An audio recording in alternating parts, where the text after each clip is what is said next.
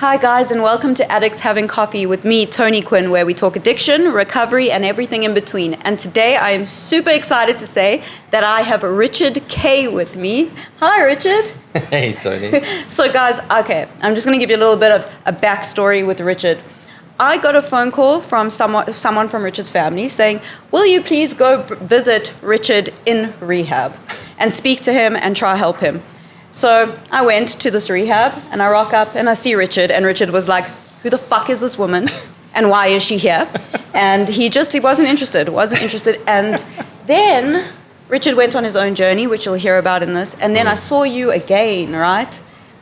Different human being. You might be the biggest transformation I have ever visually seen in recovery. And I'm so excited to have you here, Richard. Thank you for being here. Yeah, thanks for the invite.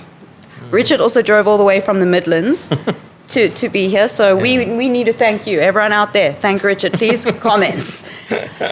So Rich, what we do here is we just share on our experience, our strength, our hope, and your story. And that's kind of all it is. So take us back to the beginning. How did you grow up and how you found yourself where you are now?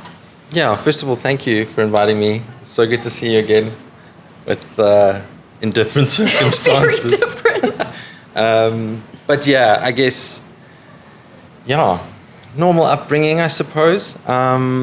Pretty privileged background, grew up in the northern suburbs of Joburg, and in a loving family. I think, as every family does, it has its dynamics that can be quite troublesome. My dad was a heavy drinker, kind of ruled the house with fear. Yeah. I say that because it was such a trump card for me, I get you. Hey, as addicts, it's like any grievance that happens, it's like you just pocket that, and like it's another reason why I use. It's not I'm an addict, it's because dad did that. 100%. Yeah. Constantly finding something to hold on to. Yeah, totally. Yeah. Stub my toe, it's because of that. 100%. I'm going to do meth because I hurt my toe. Yeah. So that was kind of my upbringing. I went to private school, went through the whole kind of, I think, the normal experience of school, some elements of being bullied, some elements of being a bully, kind of just clueless what to do with my life. I never really enjoyed my existence growing up. It's funny, like I often had these thoughts at a young age, just asking myself, like, why am I even here? What is the point? I hate it. I don't enjoy this. There has to be something more, and then I started drinking. So I found alcohol at a relatively young age, like the classic sneaking liquor out of your mom and dad's liquor cabinet and like filling it up with water. Oh, the Valpre bottles. Yes. But like when I found booze, it was the thing I was looking for as a kid. Like there was purpose. Like, it's a solution. What are we doing every Friday and every Saturday? It was just like, screw school, screw homework. What are we doing this like at a house party? Who's doing it and how much booze is there going to be? It's quite funny. Like on the way here, I drove past like the first house party I went to, and like I passed out in one of the bushes, and it just brought back so many memories of that day. And I was like, geez, I've been an alcoholic from a young age. Richard, I have the exact same experience with alcohol because for me it was like the first time I drank, I blacked out. And I didn't know that isn't what being drunk is. Like people were like, I'm getting drunk. I was like, me too. Isn't it funny how you don't remember anything? And they're like, what are you talking about? Yeah. I thought that was it. You wear it like a badge of honor. 100%. And also like what the tricky part of all of that is like everyone else is kind of experimenting with substances and booze as well. And so it's like, I thought it was normal. Like this is totally normal. And I finished school, and like I said, I didn't really care much for school. I preferred the parties, so my grades didn't do so well, which didn't really set me up for life. I didn't know what I wanted to do My family wanted me to study something and follow in the footsteps of my older brother and sister who studied straight after school. And being a little brat, I was like, absolutely not. I don't know what I want to study and I'm not going to do that. And they said, yes, you are. So then I just picked something random, sports management at UJ. Oh, good for you, Richard. Because I played a lot of soccer. Loved supporting Premier League, so obviously I'll just choose choose your team, that. Richard? Chelsea. Put it out there. Chelsea, of course. Hey, that's my boyfriend's team. Shout out, Carl. Yeah. Am I? Carl. Oh, I'm correct. It is Chelsea. Sorry, I had a moment. I was like, oh my God, if I get that wrong. Yeah. Can only be Chelsea. It's Chelsea.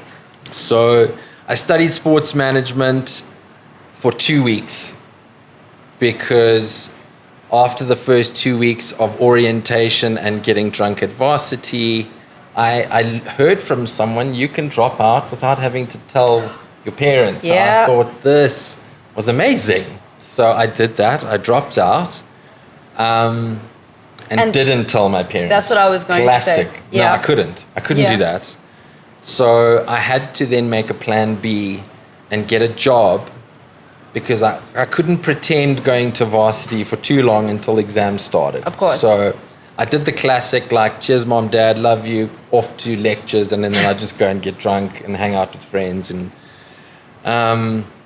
until I couldn't uphold the lie anymore. What job did you get? I got a waitering job. Oh, okay. Yeah, which kind of set the course for my career choice. Oh, then. interesting. Funny enough, in hindsight now, I loved waitering because I could drink at work. There it you was go. normal. Hospitality, there was like big drinking culture. Lots of fun, finish work, go with the rest of the waiters and managers to like the pub down the road in Parkhurst. Oh my God. Yeah. Oh, I remember some things. We'll get to that, I'm pretty sure. Yeah. I was the king. And that was my life. So now waitering, earning money to just drink, and I didn't touch drugs. I was very, very noble. Couldn't do drugs. Drug addicts were... I did the same thing. No. I was drinking heavy. Can't mix with such people. Exactly. And friends would offer me and I'd be like, no, I've got a heart condition. I can't do that. Yeah. I don't do drugs. Yeah. No. It's scummy. Yeah, it's not me. Yeah, exactly. Why am I talking like my mom? That's not me. Yeah. I say this because, like, it's so funny now to, like, really look back at how mad I was and how much denial I was in along my journey in so many ways. So, I could drink the way I drank, but just because I didn't do drugs, I was okay. Yeah. And, like, I would drink properly every night, where I have not fond memories, but many memories of, like, waking up in my car, not knowing how I got there, covered in vomit with half a pizza from some 24-hour pizza joint. Shout out Greenside. That was just the norm, like week in, week out. And I was just like, when is things going to change? Because yes, it was exhilarating in the beginning, but I couldn't sustain it because I couldn't hold my job. Yes, I was there and retained it, but I wasn't present. Yeah. And so that went on for a couple of years. I then studied hotel management because... Just a question. When did your parents ever find out you dropped out? Yes. Oh, okay. Sorry. Didn't mean to interrupt. I tend to go all sorts of places. That was all my fault. I took you on a journey there. No my problem. Bad. So I told my parents I dropped out because now it was at exam time. I couldn't pretend to write exams. So I dropped out, told them, listen, I'm taking a gap year, like the rest of my friends. They get to go overseas. Why can't I? They said no. So I started working after school. A couple of years later, I went into hotel management. I figured, let me study something in the field that I'm in. I kind of fell in love with the whole culture of hospitality. Okay. I was good at it. Yeah. I found an identity in that, and I could drink. Of course. I was in events. You find that stuff that works for your illness. Yeah, it's almost like the illness was running the show 100%. the whole time, and I thought I was in control. And so did that for a while, and like I said in the beginning, like when I was growing up, there was that existential kind of dread of like, what is the point of this? I got into that space again on alcohol, where it was like, this is mundane, this is so boring. I had experienced many consequences. I like crashed my car, I nearly killed myself, which was also an insane story. I thought I could drift around a corner in an old Toyota Taz. You can't. No, you please can't. don't try that. No, I don't even think can't. those cars exist anymore. No, they don't. Yeah. For a good reason. Yeah, Richard is the reason. Yeah. So you went drifting. I went drifting. Oh my God, Richard. In Paulshof and put the power out because I hit some pole for 2 weeks. Sorry. I know. It was messy. But the insane thing is, right, I got out the car, I wasn't wearing a seatbelt, I had broken my nose, there was like a big gash in my head, I had split my lip open, covered in blood, and I was so drunk that I didn't even know like what was going on. I could hardly breathe. And so my friends came around the corner, they were following me, and they were like, dude, are you okay? And I was like, yeah, can someone just reverse it out? Richard. And just take me home. I just need to sleep it off. I'll be fine. Their faces were like, oh, look at you, you know. I really have the most similar experience, because also my friends were so traumatized by it. Is I was in Greenside. I was at a club, Tokyo Star, back in the day. I used to work there. And I got into a fight with them. They took my car keys away from me, and they were like, please don't leave, please don't drive. And I was like, fuck you guys. And I put foot, nearly ran them over, took a corner, sped around the corner, and I wrote my car off in the golf course. And they had to come and get me out, but they also got there before like the cops or everything, and a tow truck came. I had to be towed. But like they were so traumatized by it, and I was like, this is just life. Yeah. Sorry. Hard relate. No, for sure. Taking the lights and down. And the insane thing was like, no, I'm fine. So they had to take me to hospital because I eventually just keeled over in the middle of the street. Oh, wow, Richard. Yeah. Took me to hospital. I was discharged that night, thankfully. No, like, criminal record or charges. Something's looking after me, you know. And the insane thing apart about that, because I also broke ribs. So I looked like battered, bruised, broken ribs, 10 staples in my head, 6 stitches in my lip, and literally a week later, I'm getting dressed up to go out, and my parents are like, where are you going? And I'm like, night fever. Tuesday night. It's Tuesday. And they were like, look at you. And I'm like, I can't be cooped up in here. I've got a social life. My friends need me. And now I'm designated driver. Because, I mean, Mom, I'm not going to drink and drive after that debacle.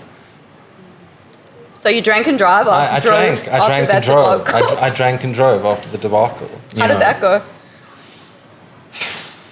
Just normal. Yeah, I get you. Back to normal. Yeah. Back to normal. And, like, talk my way out of it. Like, yes. I think back then, drinking and driving was just such a norm. I don't know. I'm maybe normalizing it, but it was. Richard, JMPD weren't around the way they're around today. No, and we didn't have Uber or anything like that. And we just drove. This is not a tip. It's very dangerous. One eye closed like this. Yes. One eye open so you could see the lines, and you just keep going. 100%. Thumbs tell you. Yeah. No, it was so horrible. Dangerous back then. It was so horrible. Dangerous. Actually terrifying. People like the amount of people we could have killed, including ourselves. So that, again, like, that's an example of just how insane I was, because I was under the spell of, like, alcoholism and addiction, because putting myself through that and a week later going like, yeah, I'll be fine. It's like that utter arrogance that I'm invincible, you know.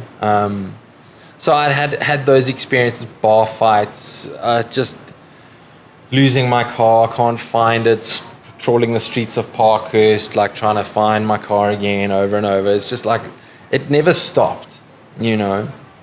And so I got to this space where now in my late 20s, I'm finished my studies, I'm now manager of this restaurant, and I'm depressed, but still using my solution of alcohol, right? Because that was the thing that got me out of that suicidal existential dread. Yeah. So I'm now there with booze, and I'm thinking like, this can't be it. Like, there's got to be more to life. The monotony of it was just the same. And like, I would end up going to the same bar, the same night, like over and over, same people, same conversations. And it's just going around and around, like Groundhog Day. Yes. With hangovers every day. And I'm just like, I can't do this anymore. And then again, deluding myself. I'm in the industry. I have to entertain clients. People want me to drink. I have to be the certain way for the customers. Yeah. Like that utter nonsense that I told myself that this is what I have to do, you know. In and amongst all of that, my parents were also obviously very worried based on my behavior around like, is Richard going to make it in life? Yeah. You know? And they'd passed a comment like, listen, this industry is not for you. And I took it like, oh, how dare you? Are you saying I'm a failure? I'll show you, you know. I know that, yes. I will prove you wrong. Yeah. And so I had this like internal goal in my mind that I'm going to own the restaurant that I've started working at after school. You know, I fell in love with it, found my identity there, and it was my mission to own that restaurant. So set that course straight, work towards it really hard. I like, as you know, working solidly with active addiction is beyond exhausting, but like there's just like this motivation, like I gotta prove people wrong, like I can't fail. It's like you're running on spite. Almost. Yeah. That's how I felt. It's all the wrong motive, Yeah. you know.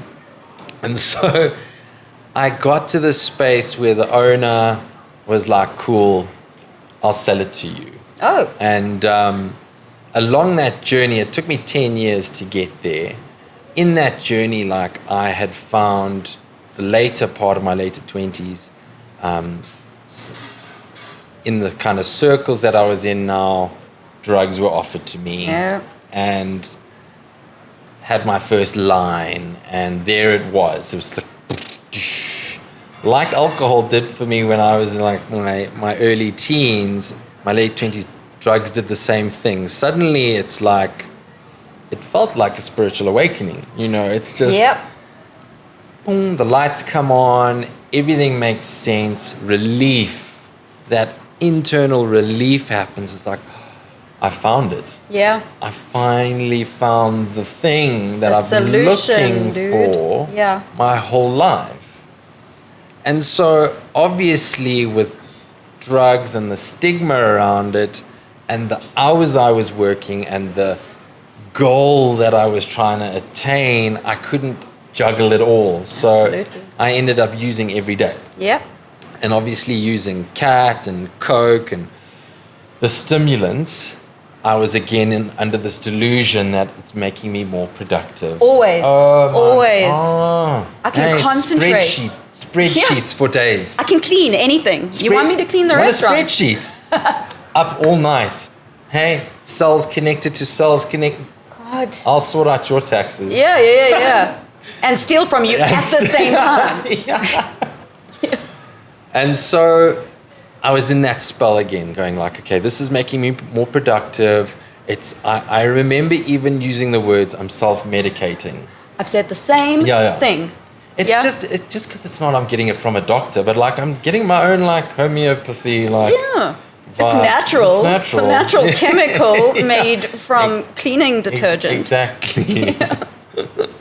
And so again, like talking to myself out, like if people are prescribed drugs, they don't go around telling people that they're all on prescribed medication. So why should I tell people I'm on my own prescribed medication of drugs? You know, again, in this delusion, thinking that this is going to be sustainable. Like I remember even saying I'm going to use for the rest of my life because this is so easy. Yeah. Because that's always how it works. It's the insidious nature of this disease is tricks you. Yeah. It's literally a trick. Yeah. And I got tricked into thinking that I was coping. And slowly but surely, as addiction does, it just drains the passion out of everything and keeps me dishonest. And I can't tell people the extent of my use because what are they going to think?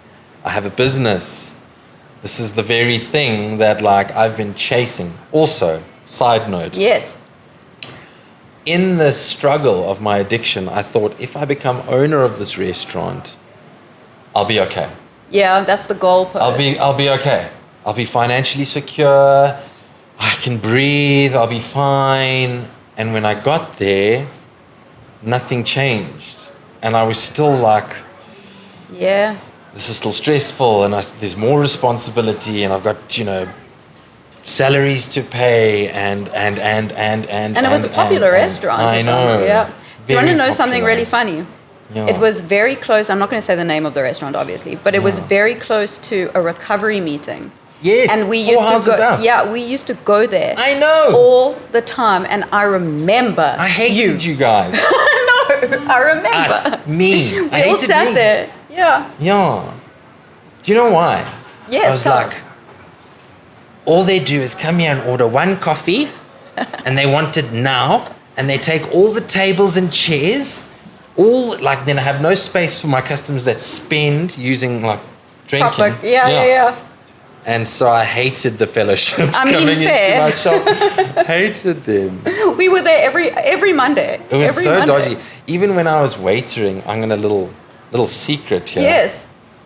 When I was waitering, I liked the NA fellowship coming in, and I was so like clueless about addiction, recovery. It wasn't even on my radar. I just knew these people came from meetings and they couldn't drink, but they would come to me like on the sly and be like, "Rich, how's a shot of vodka? But don't tell anyone." And I was like, "How about a double?" And he was like, "Cool." And then I would earn extra money On the side. on the side. Oh, that's And then I would be the go-to waiter for the recovering addicts, relapsing recovering addicts. Oh my God. It's terrible. Yeah. But like the irony of my journey is just like, I got there. Yeah. I got there. Yeah, it comes full circle. So full Yeah. circle. And I was like, I remember doing my step 4 and 5 and like saying this to my sponsor, and I was just like, it was so embarrassing. It was just like, I was that guy that just was so nonchalant, and I didn't care about your problems. I was so, like, I wanted money at the end of the day, not your well-being. Exactly. It's insane. Yeah. That's how sick I was, and like, yeah. Sorry, I got you off track. Yeah, sorry. So you're at the restaurant, yes. At the restaurant. And I finally got there. Got to owner, became more hectic, and I was still using. I was actually using more. Yeah. And the passion was slowly going. My care for it was gone. And I slowly started to pull away and like isolate myself. I remember just sitting in my office going, I'm working hard, but I wasn't. I was just using drugs. Yeah. And then slowly sick attracts sick. And so some people caught wind that I was an addict, and I was now mates with more addicts. And slowly but surely, like, there was this culture that was happening in this family restaurant, trendy place. Now there's this element to it that's really quite seedy, because there's a group of people that I'm entertaining for my own good. Yeah. To keep myself feeling like I'm a part of something.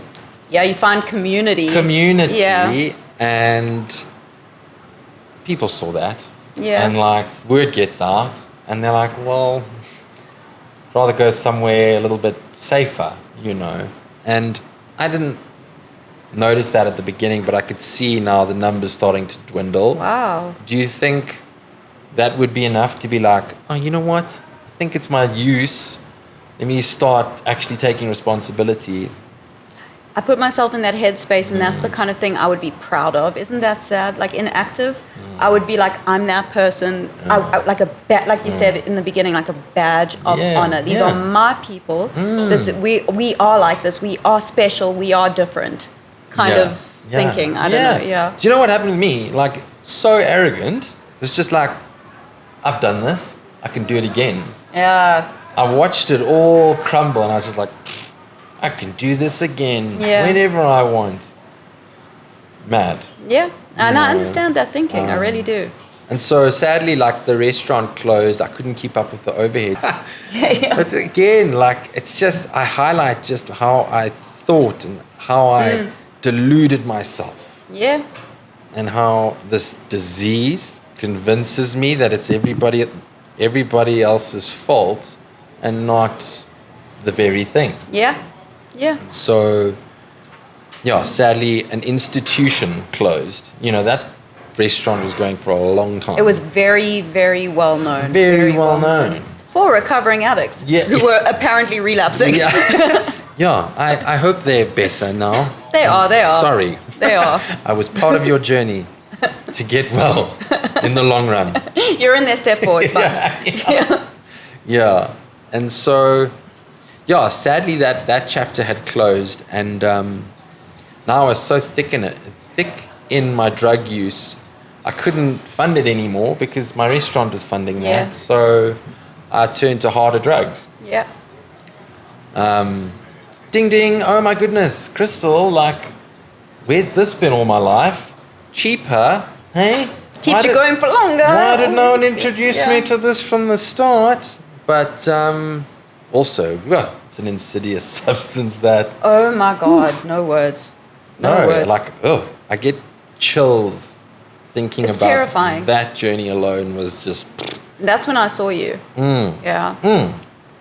So obviously, with that substance, I was up for many, many days. Many days, no food, obviously just going and going and going. And I went into psychosis. Yep. And in this space of where I found like the closure of my restaurant, I found this passion for DJing. Hey. I know this, Richard. Hey. Yeah. I get don't to think that. I'm alone in any, like, there's a large number of recovering addicts going like, I was going to be a professional DJ. Dude, I was going to start a cult when I was on Yeah. I wrote it out. I wrote how to start a cult, bro. And I really thought I could implement it. Like, we find these things and really hyper-focus on it. Yeah. But I'm not comparing music to a cult. Okay. For sure. So very much like the culture I had found in waiting and hospitality with drinking, I found with drug use in the underground scene of like the electronic music That's side. where I was And with I the was just psytrance music. This is amazing. Like, I can use and I can DJ and I can make money. Yep. And I can sustain this because Yep. this is working for me, you know. Let me tell you guys, Richard was saving the world with music. What was happening. Yes. I even remember your Facebook posts. Yeah. Oh. Richard, like, I did the same thing, so don't be embarrassed, okay? If I look at my Facebook memories, I thought I was Sylvia Plath. I thought I was the voice of a generation, like poetry. You thought that with music. In your Facebook posts is what I'm saying. I did. So my psychosis took me into a space. Do you know the Truman Show, the movie? Yes, very well. With Jim Carrey. Yeah, constantly being watched by cameras. Yes. I thought that was me. Yep.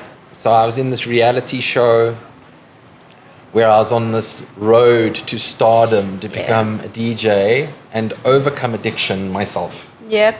That was kind of what I thought was happening. So like, I thought cameras were in behind mirrors, people filming me. I thought it was in smoke detectors. It got so bad that I thought cameras were in my head. I thought people could hear my thoughts. It was... The thing with that is it's so real. Like, it is so real. Like, no matter what people say to you in that moment, it's happening, and then they become the enemy when they're like, that's not happening. You're part of it. 100%. You're an actor. You know, it's terrifying. Like seeing shadow people being chased. The FBI were always after me, even though we live in South Africa. Yeah, no, for There's sure. like No, you were that important that the FBI would trek across this planet to come and find They you. were living in the walls, Richard. Like, for real. They were after. No, I relate to that. It's scary, dude. It is terrifying. Terrifying. And so, that journey in the underground scene started, and I really thought I was in the show, and like that perpetuated me to carry on going because like I was mixing with these crowds that kind of were part of it. Mm-hmm. It was so weird, just like how things were coinciding at the same time. Like, I would get these gigs and it would perpetuate, it's part of the show, it's gotta be. And like, I would meet these people who would say certain things and I'd be like, you're in on it. Yeah, this is an interview. You know exactly what's going on. And I'd be like, hey. And they would be like, I know exactly what you know mean. what I'm talking about. I bet you a lot of people watching this are going to relate to that because it's this delusion that it just every aspect of your life will start revolving around it because it's so real. It's so real. So real. And it gives you this confidence, but also this fear. It's weird to explain. Godlike. Yes. Godlike. Yes. It's just like I'm invincible. It took me to the place where like I was DJing at a few places and like just walking the streets fearless, just like whatever, man. Like I wouldn't do that today, clean and sober. Absolutely not. Like that's that false sense of like Dutch courage that drugs gives you, and it can put you in absolute terrifying places. And I was just like, this is all part of the show, and like I'm safe. Like for me, it was like yeah. going to a trap house or doing anything, especially as a woman, like just walking into spaces and being like, this is totally fine, I'll be here, and then it not being totally fine. Yes. And it's fine that it's not totally fine because it's part of the plot. Yeah. I can't even explain. It's part of my story. There was a guy, he tried to pickpocket me in Soweto, and he like took my phone out of my pocket, and I was like, bro, what are you doing? And I saw him and I took it out. I was like, there's a crew behind me and a production like. Oh, you were the crazy guy. Yeah. I remember him stopping and going like, he like literally gave it back because it was just so mad. Yeah. And I was like, yeah, you see, I'm protected because I've got a big production company protecting me. Yeah. Insane. Yeah. And so, yeah. I couldn't really hold it together. The psychosis was getting worse and worse. At the same time, my dad, he was living with Parkinson's for a very long time, I think, as you know. Yeah, I'm sorry, Rich. He very much similar to addiction. It's progressive. Yeah. And so it was getting worse for him. And he got to a place where he needed to have brain surgery. Where they put these electrodes in and like put a little machine and stops the tremors and stuff. Really powerful stuff, but scary for my family. Like very traumatic for him and the rest of my family, not me, because it's all part of the show and like whatever, fearless. And I remember like, it's so cringe. Went to a party, DJ'd or something, or went to a event on the Friday. And had an after party at my place. My dad's surgery's on Wednesday. The after party went until Wednesday from Friday. And I was like, guys, I've got to go to a hospital quick. Just keep the music going. I'll be back now. Like it was an errand. Yes. Like, I have to go. Like I'm just going to the shops. Yeah. It's just my dad's getting brain surgery. Yeah, just proper brain surgery happening right now. No, 50% chance of survival. It's fine. Yeah. Even they were like, okay. But they stayed. They stayed. Yeah. They stayed, of course. I was very hospitable. Yeah. And went to the hospital and had like this manic breakdown where I'm accusing the doctors of being actors and there's cameras behind those doors, and I would pull the curtain and be like, you see, and there'd be nothing there, and like this is all fake, and my dad's surgery doesn't even exist, and the Parkinson's has been a lie. And that's where I got to, and my family were distraught. Like I've never seen looks on their faces the way they looked that day. It's like trauma on trauma, right? Yeah, it was heavy. Yeah. And so I was confronted, like, what is wrong with you? And like, shame, I did my best to keep them out of the loop of my addiction for a long time. Like, all these excuses, I couldn't go to family events, busy working, can't make it, I'm exhausted, I'm stressed. You know the work that I do. So they didn't see the severity of it until the wheels came off. Until you were in a hospital for someone else. That's crazy. Yeah. Losing my mind. And they're going, what is wrong with you? And I just said, I'm on drugs. You told them? Yeah. I said, wow. I'm on drugs. I didn't know what to say. After that. And so they were just like, okay. And I said, just take me to rehab. And that's where you met me. Dude, I went to my first rehab. did you go to appease them? Like, because did you really want to go in that moment? Or In the was moment, it... I didn't know what else to say or do. Yes. I felt trapped. Yes, I get I was you. just like, yeah, take me back home. You know what I'm saying? Yeah. Like, I was just like, take me to rehab. And so they took me, and as I arrived at this facility, they took my phone away, and this party's still going on. Are they still at the house Still having a going job? on. Oh my God. I didn't tell them I'm going to rehab, so they're just like, They're still there to this day. Rich? Yeah, They're still there. they are still jolling. Oh my God. No. And so, like, we laugh, but it was actually, again, traumatic for my family because they went remember this. there. I remember this, They Richard. went there, and there was these all sorts of characters there living in my flat. Yeah. Your flat's the trap house. Yeah. Yeah. It's the place to be. And so they were like, what is going on? They had to call the police, and it was a debacle whilst I'm tucked up in rehab, like, You get to sleep. That's like the first sleep. Did you First sleep time for like I've 4 days? dosed in years. Yeah. First time I've slept in like 4 years. I was like, finally, And that's what I thought. I thought I just needed a break. Because I was so wrapped up in this. I was in psychosis. I lost my restaurant. I was unemployed for so long. And that's why I'm like, reprieve. So I was introduced to this concept of this being a disease, right? And so I was in heaps of denial, as you know. Never seen someone so upset with seeing me in my entire life, let me tell you. He was just like, no. I was there for maybe 2 minutes. I couldn't understand why You were like, who's this chick? so sus. I was like, Oh, I was part of the movie yeah, of your life. yeah. Because so I went to this rehab. I was still in psychosis. They put me on antipsychotics. Didn't do anything. I was still in psychosis. You arrived. And I was Jesus, like, I'm so sorry. And you were like, I know the story, and we're using the same drugs. And I was like, yeah, but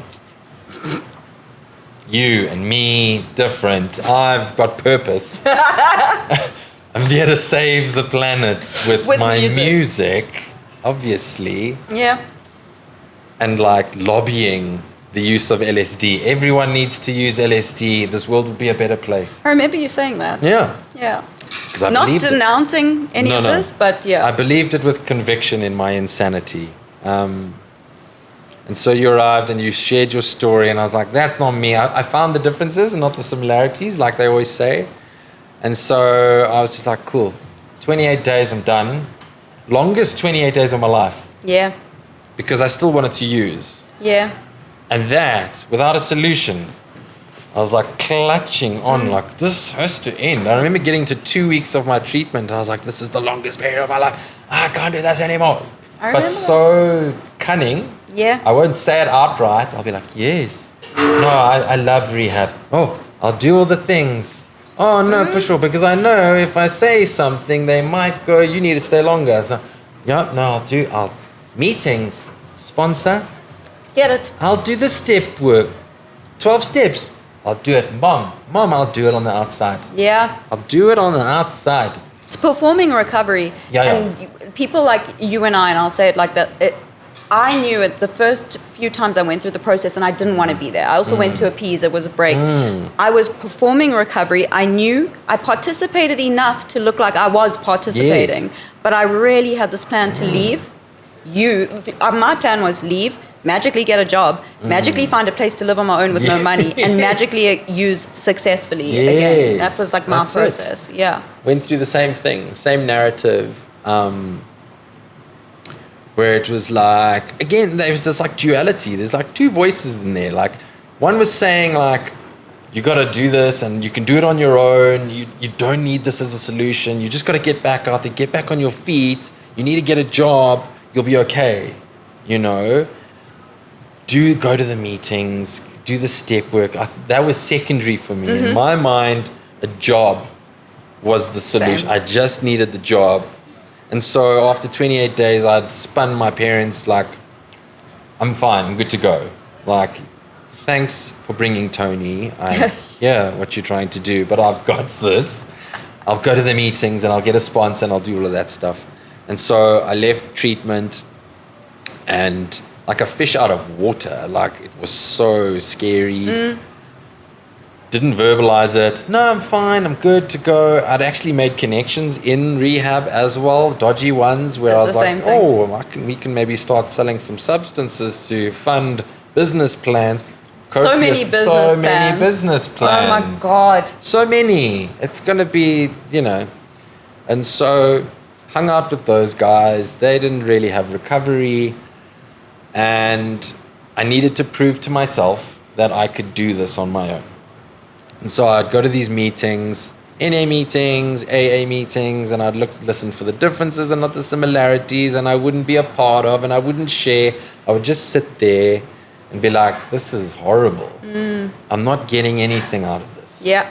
And so I'd go home and I'd be like, Mommy, I'm not getting anything out of these meetings. Listen, like I'm 33 at that stage. Yeah. Not getting anything out of these meetings, and it's not working for me, and I'm going to stay at home tonight. And she doesn't know. She doesn't know. She's like, she didn't go into treatment. She doesn't get informed of this stuff, which is like half of the problem. I think like with addiction, everyone needs to be informed, including the family. Like they need to know what goes on, not just the addict. 100%, and it's so important to discuss that. We talk a lot, like as recovering addicts, about support groups that are available for us, for people that are addicts, and there are literal places that family members or loved ones of addicts can go where they get support, where they can learn, where they can be educated. For sure. Because they live with shame as well, and there's a lot of guilt that they feel. And I thank you for bringing that up. Yeah. And so I spun my mom's stories saying like, I'm going to do this on my own. I promise you. Hey, the amount of promises promise. And so I started hanging out with my old mates, same places, just saying no, guys, I'm in recovery. You use. And the almighty, God, that was like horrible. Yeah. And so like that was just torture. Did that too many times to a space where I started drinking. Same. Because, alcohol's not my problem. I went into rehab for drugs. Yeah. Forgetting about the 10 years of severe alcoholism that I had when I had my restaurant where I was polishing a bottle of whiskey a day. Yeah. Forgets that. No, drugs is my problem. So I started drinking. I had one drink. I had a beer. I think it was like 2 or 3 days after treatment. And I told my sponsor at the time, who was part of the facility, she's like, you've relapsed. I was like, no. I have not relapsed. I had one beer and I got honest. And now you're accusing me of you don't know what you're talking about. Told my mom this. I got honest, Ma. I had one beer. If I'm an alcoholic, I couldn't just have the one. If I'm an alcoholic, I couldn't just have the one. Okay. And so she couldn't argue. Yeah. This is the insanity. So this is such a cool story.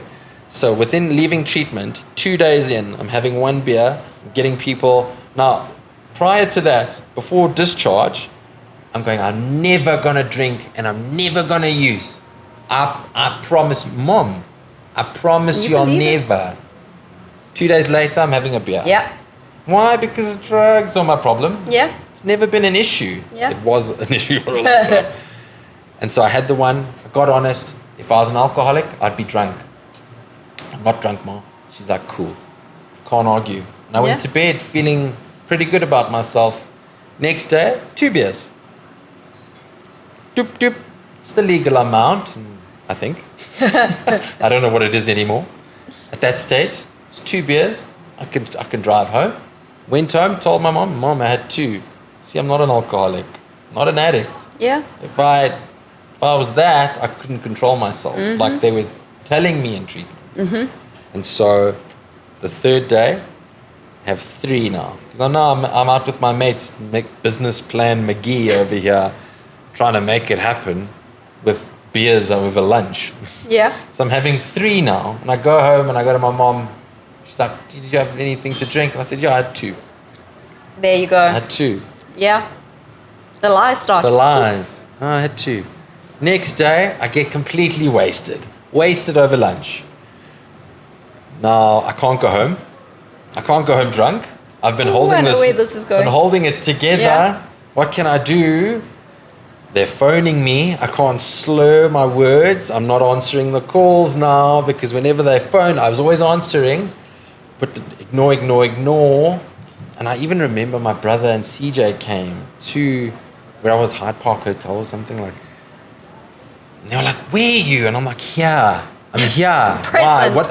I see your 6,000 missed calls. Just relax. I'm fine. I'm just with my friends. Introduced them to my dodgy mates. We're business people. We're making business plans. I'm going to be home soon. Couldn't go home drunk. So the only way I knew how to sober up, ding, ding, ding. Camera, move on to us. Ding, ding, ding, ding, ding, ding. Drugs. And I went within less than 7 days. I went, I'm never drinking and using, to, I can have a drink. Drugs are my problem. To, I need to have drugs. Like, now I'm rationalizing, okay, I have to because can't go home like this. As I had the drugs, back in psychosis. Bing! Being watched, cameras, Being the watched, whole I'm a story. DJ again, Yeah. I'm going to be in the show. Cheers. I went home, mom, dad, hundreds. I'm back on my way to Berlin. See ya. And it took me a year of pain. A year of pain. And I say pain, it's just the monotony of addiction comes and it takes everything. It took my friends, family, business. I'm going around in circles, the same after parties and the same people and the same music and the same conversations, and I'm going mad. Yes. In my madness. Yes. Oh, I like my the way you goodness. describe that because it is that. And I was like, I can't do this anymore. And like COVID hit. Yep. I thought this was a godsend because I was like, oh, lockdown. Oh, Drug dealers won't exist in lockdown. finally, I can just sleep and watch Netflix and like recover. And told my mom, Dad, I'm not going to stay with you. I'm going to stay at the flat. I'm okay. Oh, now I remember all of this clearly. Yeah. I'm okay. I'm just going to sleep it off. 4 days into lockdown, I'm crawling up the walls. Going, I need something. I can't do this. So what do? I forge a document to say I'm an essential worker Good for you.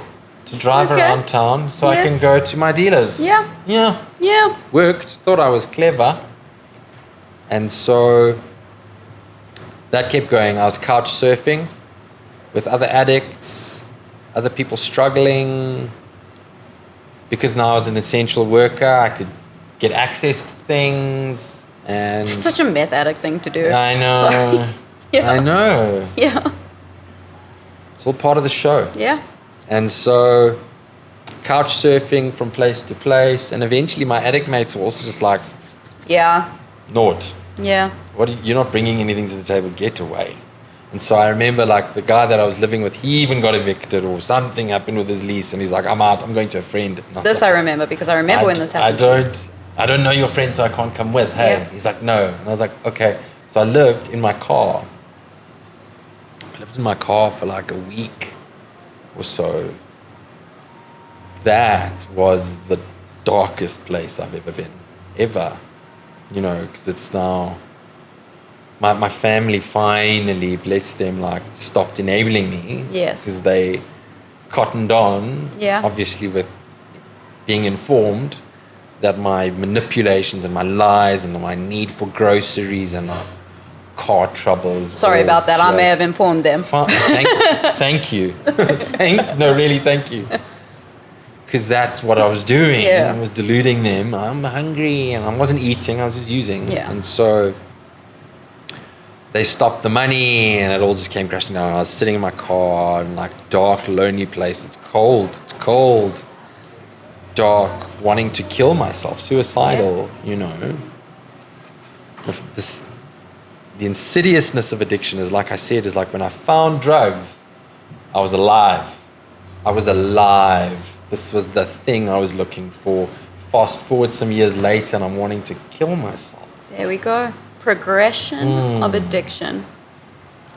Hectic. I'm I've just got goosebumps. Me too. Now. I want to know about your recovery because this is crazy. Yeah. So that was when I threw my hands up and I just said, like, listen, Mom, I need help. Finally, an amazing lady. I'm sure you know Nikki Munitz. She is the woman that saved my life. Me too. Oh my God! Hey, Nikki! Shout out. She wrote a book. Yes. I'll link the book below. It's called Fraud. Yes. Carry it. Oh, bless her. Yeah. She 12-step called me. Same. Yeah. Oh, I organized that. Yes. You too. I love how I'm like, this is shocking. Okay. Yes. Okay. So she convinced me. She's amazing. Yeah. I don't remember much of the conversation, but there was something that happened in that moment where she was like, I get it. Because I was so defensive. I was like, no one's listening to me. Like, this, come on. She's like, I get it. Like, but you need to stop. Like, are you happy? And I was like, I remember her asking, are you happy? And I was like, no, I'm absolutely miserable. She's like, you need to get help. And so that's when I started my journey of recovery in 2020. Shout out to anyone who got fucking sober in 2020. 2020. Shout out to you. Thank you. It was a year. Yeah. It was a year for recovery. Lots of people got well there. It's amazing. Yeah. And so, yeah, I landed up at a facility called the Cedars, where I work now. This is amazing to me. Tell us about Cedars. We've got 10 minutes. 10 minutes. Take us through recovery and where you are now, because Richard, yeah, it's incredible to see the change in you. This last, like... Okay, so, first of all, guys, if you hear music outside, it's Taylor Swift and there's a party going on and I'm literally having the best time. But regardless, come to Norwood, the factory. Big vibe here. Stay sober, come to this coffee shop. Bunakus. Okay, so Rich, tell me what changed when you went into this last treatment center, Cedars? Yes. I was desperate. That was number one. I wanted a new way of life. But what Cedars offered was a 12-step community immersed with everyone. So I was with people that had finished the program, that were a little bit further along, that had the experience of working the 12 steps. And the majority of them, if not all of those people, were so happy. Yeah. And I couldn't fathom, like, I arrived there going, why are you so happy? Are they paying you? Do you work here? But no, it was just the results of what the 12 steps do and like offer that spiritual way of life, reconnection with self, reconnection with their family, a reconnection with a connection with a higher power. That whole concept of like spirituality really, I was drawn to it because I was seeking spirituality for a very long time. Yes, like, and you said that drugs places. Felt like a spiritual awakening. So you found that there. Okay. Yeah, community, belonging, people that understood what I'd been through. I thought I was the only person that had experienced psychosis the way I did, but everyone was like, well, not everyone. A couple who were like, I get it. Yeah. I was like, wow, taken back, you know. Beautiful thing about Cedars is like it's undiluted. All 12 steps thoroughly worked through, and like my experience was longer term treatment that worked for me. You know, I couldn't do it in 28 days. Yeah. For me, my addiction was a long one. Yeah. 18 years of active addiction. Yeah. I had to uncover and uproot and work through all of that. It doesn't happen in a short space of time, you know. So I did longer term treatment, did the 12 steps, and renewed self-confidence, suddenly taking responsibility for myself. I grew up in treatment and through the 12 steps. I was 34 at the time, you know, and this last 4.5 years of recovery. Congratulations. Thank you. Yeah.